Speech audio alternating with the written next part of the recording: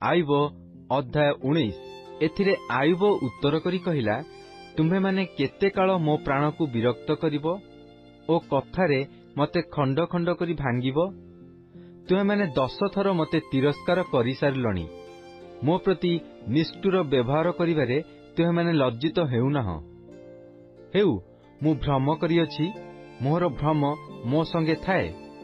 ଯେବେ ତୁମ୍ଭେମାନେ ନିତାନ୍ତ ମୋ ଉପରେ ଆପଣାମାନଙ୍କୁ ବଡ଼ କରିବ ଓ ମୋ ବିରୁଦ୍ଧରେ ମୋ ଗ୍ଳାନିର ପ୍ରତିବାଦ କରିବ, ତେବେ ଜାଣ ଯେ ପରମେଶ୍ୱର ମୋ ବିଷୟରେ ବିପରୀତ କରିଅଛନ୍ତି ଓ ଆପଣା ଜାଲରେ ମତେ ଚାରିଆଡ଼େ ଘେରିଅଛନ୍ତି।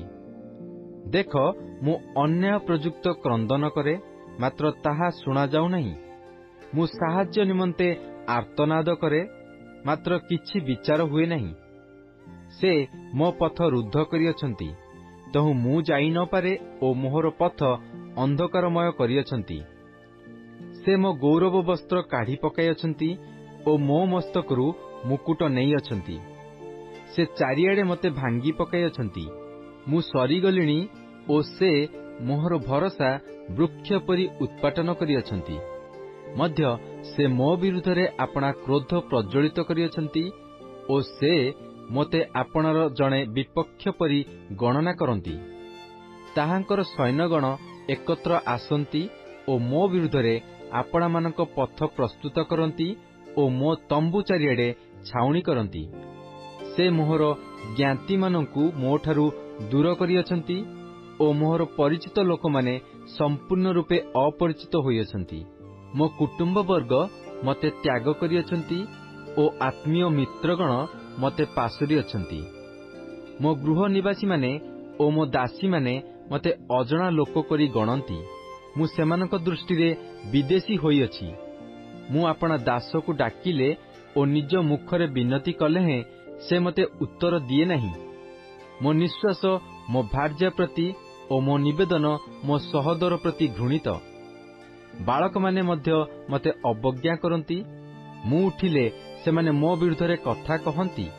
ମୋହର ସୁହୃଦମାନେ ମତେ ଘୃଣା କରନ୍ତି ଓ ଯେଉଁମାନଙ୍କୁ ମୁଁ ସ୍ନେହ କଲି ସେମାନେ ମୋହର ବିରୁଦ୍ଧ ହୋଇଅଛନ୍ତି।